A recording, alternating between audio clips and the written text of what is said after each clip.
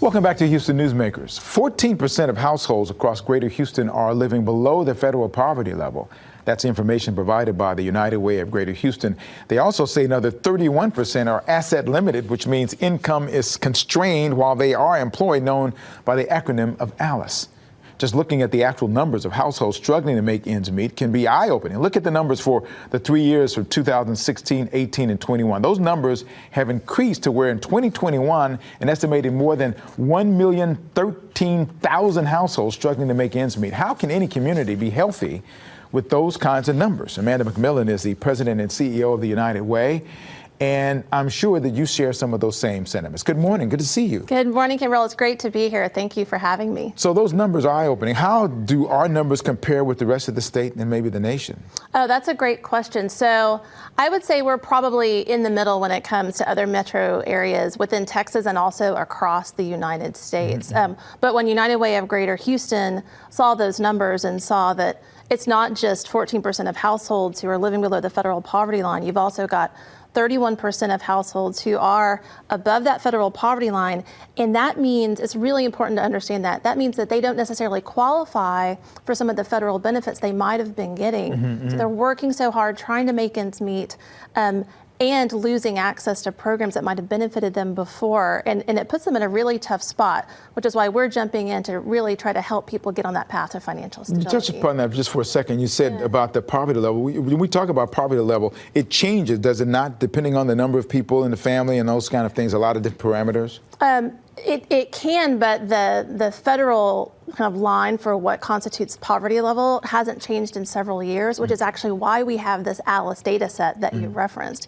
It really helps us understand on a county by county basis, what does it actually take for a family to make it? What are the local costs of food, of rent, of transportation? And when you start looking at those numbers, they're pretty different than the federal poverty guidelines. So we know the problem, we know the numbers. Talk about what the United Way is trying to do to make a difference in that. So what we decided to do a couple of years ago, we just launched this new strategy last year that's really more focused in on helping people land on their feet and stay there. You know, we've been known for our safety net of basic needs for so long, also being a leader in times of disaster, but really helping people get on a path and stay on a path to financial stability is what we're trying to do now. And we call it the integrated client journey. We've brought together over 100 partners across our Greater Houston community. So that's Harris County, Montgomery County, Waller County, and Fort Bend County. And this network of partners that are funded by United Way are all coordinating around a very intentional, comprehensive strategy to make sure that people have everything they need to access the programs and services to get on and stay on that path to financial stability. I saw some video about some of these programs, a program in place designed to help people, and I noticed that you have clearly people of all different backgrounds who find themselves in certain difficult situations, trying to pay rent to afford the necessities of life. Right. And now you have these navigators who come in and actually are working with these individuals to help kind of not only be that safety net for the moment, but also provide future opportunities. Well, talk about the Navigator program and how well it's working for you and how it's free. Yes, absolutely. So this is the newest part of our work. We have a network of individuals called navigators. We have 20 navigation teams embedded within 15 of our funded partners across the community. These individuals are personal guides. We know that people are the experts in their own lives. And so as opposed to taking a directive approach, we have them, if they're ready for this journey, they can sit down with the navigator, talk about their goals, and then we can help them achieve those goals.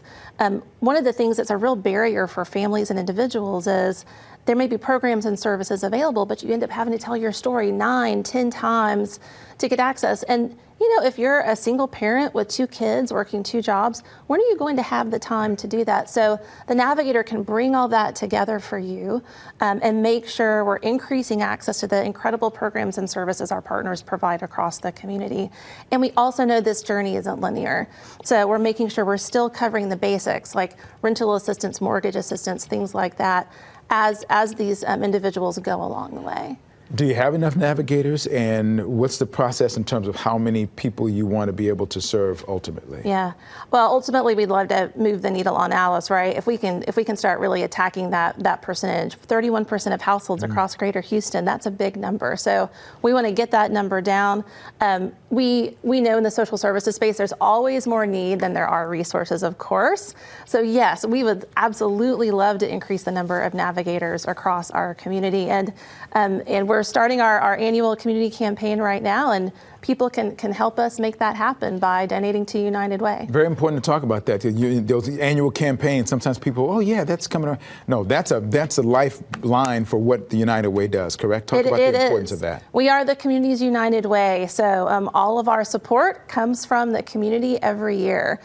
So people who want to help can text UWGH to 51555. But importantly, that support means that this integrated client journey where people can connect with navigators and get on and stay on that path to financial stability, that journey is free for people because of the support we get from the community. And how does someone who's watching this program now say, I want to do it? How do they get involved, at least try to sign up for that? Yeah, they can just text the word START to 51555. That's all they have to do. And people can learn about this program and our funded partners and all of our work at unitedwayhouston.org. Amanda McMillan, I am a fan from a long time ago when you were your Greater Houston Partnership, all kinds of stuff. The United Way is just a great, great source for what we do. There's no sense in just waiting for this, oh, we got a hurricane when you've been on the United Way. You're doing stuff all year round. Every day. And the partnerships that go on with the United Way and the agencies that help are amazing. Thank you for what you do. Thank you, Kimbrell. We'll put the information on the Newsmakers page as well, and hopefully you'll be able to get some of that and be able to take part in it or help the United Way pay for it to help other people. So thank you, Great. Amanda. Appreciate it. Thank you so much.